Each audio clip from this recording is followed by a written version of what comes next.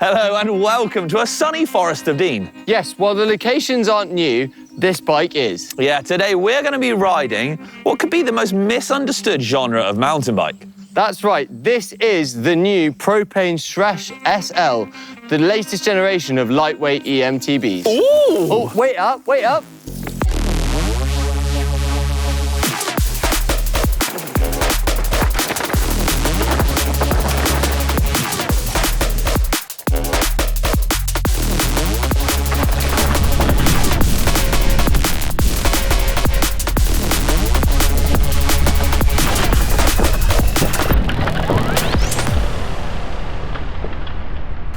When it comes to lightweight e-bikes, the questions come in thick and fast.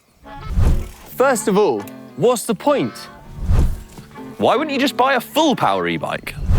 Just how heavy are they? Aren't they just cheating? Today, we're going to take these bikes for a spin to see if we can get some of those questions answered.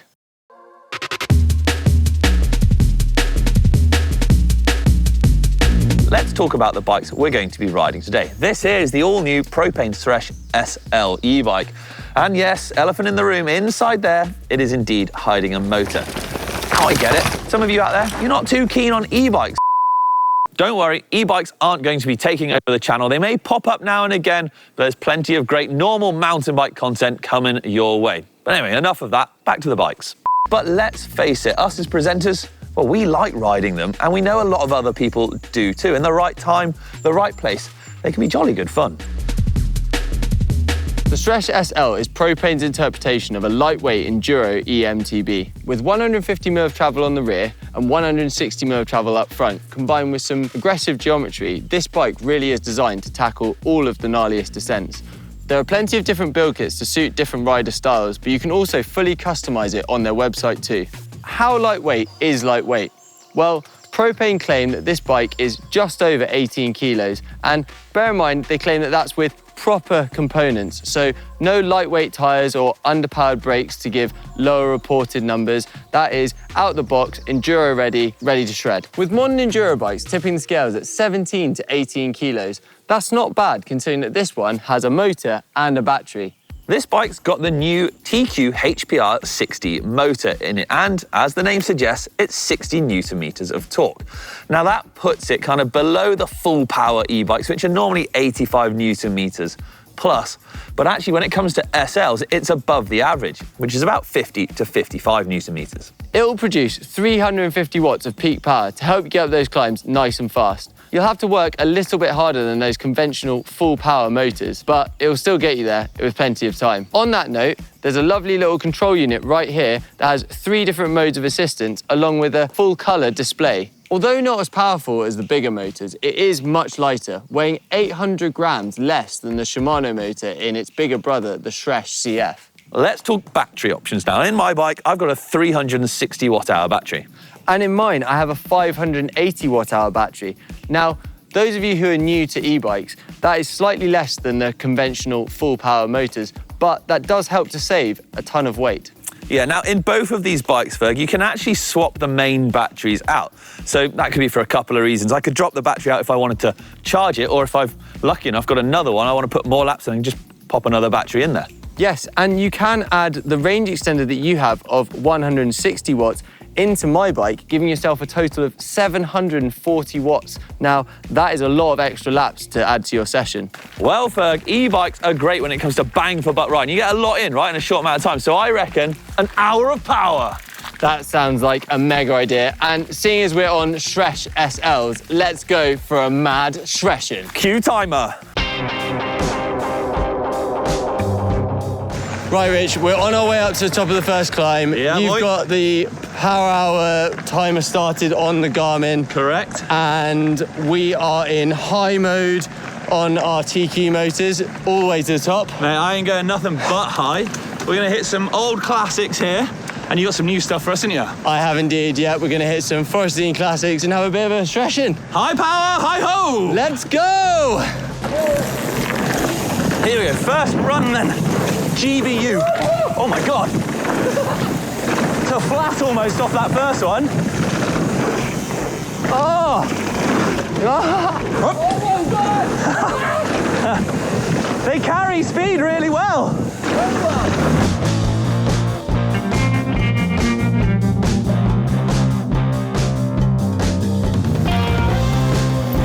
I think that's where SLs come into their own over full powers, is that their ride characteristics on downs or on technical trails, things like that, is much more akin to a normal bike than to, well, a big heavy tank. All right then, keep her in that high mode. Let's get straight back to the top, is it? Nearing the top of the climb now. I'm on 95%, so I got 5% down. We've done about 100, 130 meters climbing. Yeah, so just gone over about 110 at the moment, buddy.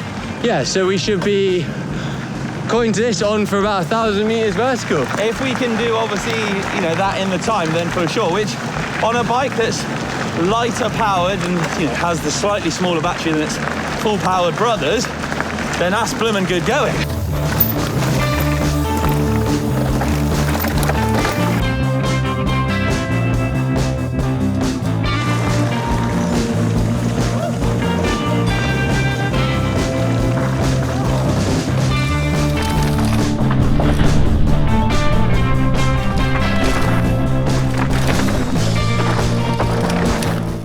Quick break time. Little update on some stats for you. We've been going 35 minutes.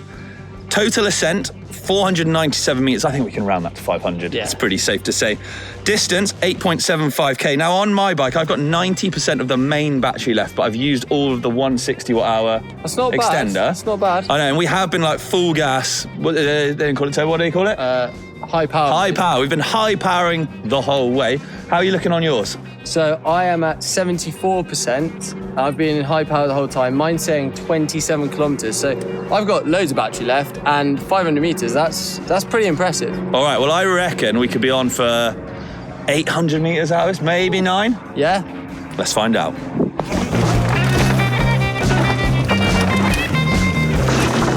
Oh, plowing into it. It's not shy, this bike. So Rich, we're boosting up here, but I think it's a good time to touch on, obviously, you have a little one at home and you know, time is at a premium, right? It is, so obviously, you know, when you are time critical, you want to get the most you can. So that is where e-bikes certainly excel.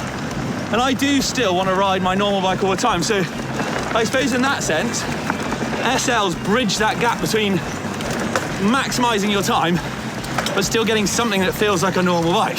Yeah, just more bang for your buck, right? 100%. All right, Ferg, I think it's time we sort of found out what we can climb up. So we're going to take a stinker of a climb and turn right now. Go right. Right now? Yeah. Oh my goodness, what are you doing to me?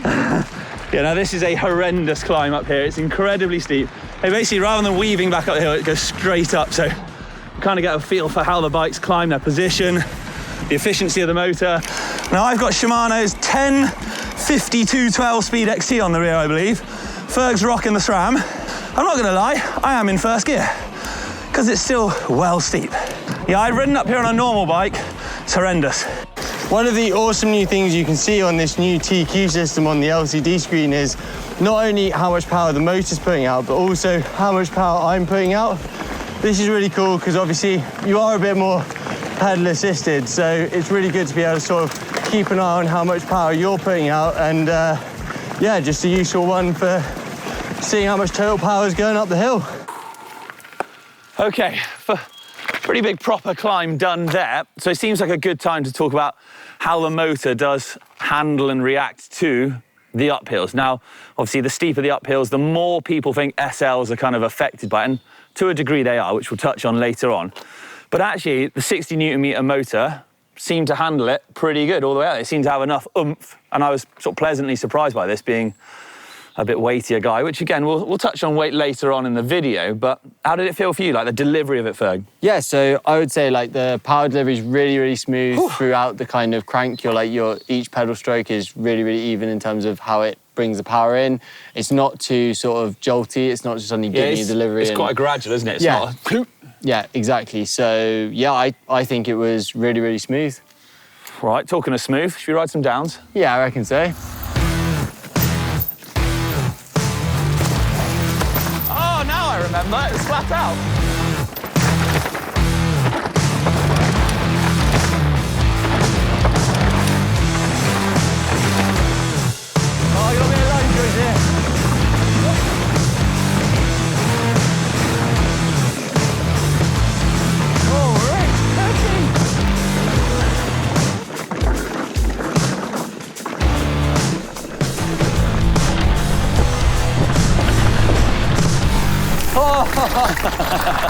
Now that was a lap. That's a good one, isn't it? Oh. I like that. Well, on the subject of descending, this bike has pretty aggressive geometry. It's got 150mm rear, 160 up front. So, you know, it's burly and, you know, it's definitely capable of taking on, you know, even the most steep descents, right? Yeah, for sure. It is like a trail bike on roids in a way, if you like. So it's beefed up. So I'm noticing, essentially, I've got the slightly lighter one to you because I've got the smaller battery. I do have a range extender, but it still does come in slightly lighter. The bike is very easy to flick around and move about, but it's still sluggish in comparison to a trail bike, I feel. Like, you know, to make a comparison between the two types. But it does have a certain level of plantedness. I don't know if that's a word. Yeah, I think where, like, more importantly, like, where the weight is on the bike and things like that, like, it's making the bike feel like giving you better grip. Yeah. The weight is good in terms of traction and in terms of going over the rougher stuff, but maybe not quite as good in terms of being able to maneuver around the trees and things like that, right? Agree, and I think that's a fairly generic sort of term that we can say across the board of SLs. Yeah. Like, that is how they handle compared to a trail bike. You know, and I think that's an important comparison to make, because I think a lot of people will come from enduro bikes and trail bikes onto SLs. As I like to think of it, they're like a gateway e-bike. For sure, and I think also on the same sort of note, it is more nimble and definitely more maneuverable than a full-powered motor. 100%, yeah. If I was on my full-powered, I call it the tank, because it just it plows. It does, it plows. Yeah. Where, you know, it is harder to throw around, harder to muscle about, but when it's going, it ain't stopping. Yeah. Whereas these do have the more normal ride characteristics to them. But time is ticking. We're gassing on it. We got more laps to do, I right? need to go back up to come back down. Yeah. Let's go. Let's do it. Nobody gets it, nobody man. Another one. Nobody fam. Nobody realizes on the ground with the stuff that we're trying to overstand. Nobody gets it, nobody man. Nobody fam. Nobody realizes on the ground with the stuff that we're trying to overstand. Let me tell you what I do, pick up the vibes I walk into. I've not ridden. Oh my lord! Ferg, what's this detour? I've got off-road! That's an old trail. The locals been caught off guard. We're in a hour of power. A power of hour of power. Hour of power. I've lost my mind. 2 minutes 15 left. I think we can go up to the next junction for the downhill tracks and get one proper downhill run. I was just I saying- think that's us. Don't be saying one more run. Another one. Oh, step down. Nobody gets it, nobody man. Nobody knows you're nobody fam. Nobody realizes on the ground with the stuff that we're trying to overstand. So I think this is our last descent. We've climbed about 800 meters, 13 odd K. Right, look at this, stop. There you go. Yeah. Oh, that is 1 hour. Literally to the second. What a day. Oh, fuck. Woo. Woo. There we go. I say a day, what an hour. Hour of power. So, Ferg, let's start off with some stats on today's ride. Because an hour of power, and it was exactly that. 1 hour and 3 seconds. Yeah. Like, as close to an hour as we could have got it. Now, within that, battery life to begin with. Coincidentally, we both ended on 53% battery life. However, we had very different batteries. So Did. you had used all of your extender Yep, go on. and then 50% of your main battery. Yes, exactly. Whilst I had 53% of my main battery, Which is a 580. 580. So we worked out that there was around a 160, so almost an entire Range range extender's extender's worth left on mine, Yes. extra than Yeah. yours. Now, to put that into context, we climbed 856 meters in total. Heart rate-wise, you can kind of get a gauge of how hard we were working. My heart rate, it averaged about 143 and peaked at 175. So it was definitely, we were putting the effort in. Especially considering we were in boost mode, was like a lot higher, a lot more effort than you would, I guess, traditionally put in on a Yeah, sort of I'll give you that, yes, larger because this is motor. part of the argument, isn't it? Is that, like, on a full power e-bike, you maybe don't work quite as hard. Now, yes, if I was in full power boost mode on my big bike, then yeah, the heart rate, the effort levels would be lower. You'd be struggling to get out of those base numbers, but right? the amount of climbing would be more. So the amount of riding, potentially. Yeah, for the hour, I would imagine, yeah, it would be more. But what I would say for me, certainly, is I felt like for an hour, I felt like I'd done an hour's worth of riding. I felt like I got more downhill in for my hour, if you like. Agreed, yeah. Like I did mention earlier on, I think it's a good gateway e-bike, or if it's for someone who wants a bike that certainly has the characteristics more on the natural side or the normal side of things. Yeah. Definitely. Did it surprise me? I mean, lightweight bikes often do surprise me in how close to a normal bike they are. Yeah. I think that's one of the perks of them, a big perk, because otherwise, to be honest, it's not that I'm not a fan, but they're not what I would go to. We discussed this at length, right? Yeah. So you are still a big fan of the full power, 100%. right? And, okay, so straight to it, given a choice, would it be this or the Sresh? Sresh, it would be full power Sresh. still. Yeah, I would. Yeah, for me. Okay, so I'm on the other side of the fence, personally. I don't get me wrong, love the Sresh, but I felt like I got a really good amount of riding, and I also felt like I wasn't noticing a huge deficit on the climbs. And based on those numbers, if I went out for a whole day's riding, I'd have got, around the 1,600 meter mark. And then if I added the range extender again, that would have been insane. My argument there is obviously then you're in the realms and weight-wise of a full power e-bike. This is where it's very tricky, obviously, because you are in the realms of weight-wise, full power e-bike, but you've got the lesser motor. So that comes down to a preference in terms of how you want that bike to feel and how much assistance you actually want. Now, obviously on a full power, you could knock it down a mode or two, but then you're using, 70, 50, whatever % of the bike, and that seems a little bit silly to me. The other big thing that we noticed today with riding SLs was weight, but not of the bike. No, of me. Yeah, me and you, right? So I was finding the climbs, I was going up the climbs noticeably quicker, but also with noticeably less effort than yourself, but also using noticeably less battery, crucially.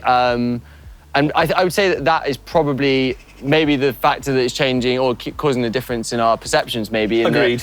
I can see myself getting, a full day's worth out of this bike. Yeah. And then I'm also getting the benefit of it being, lightweight and maneuverable.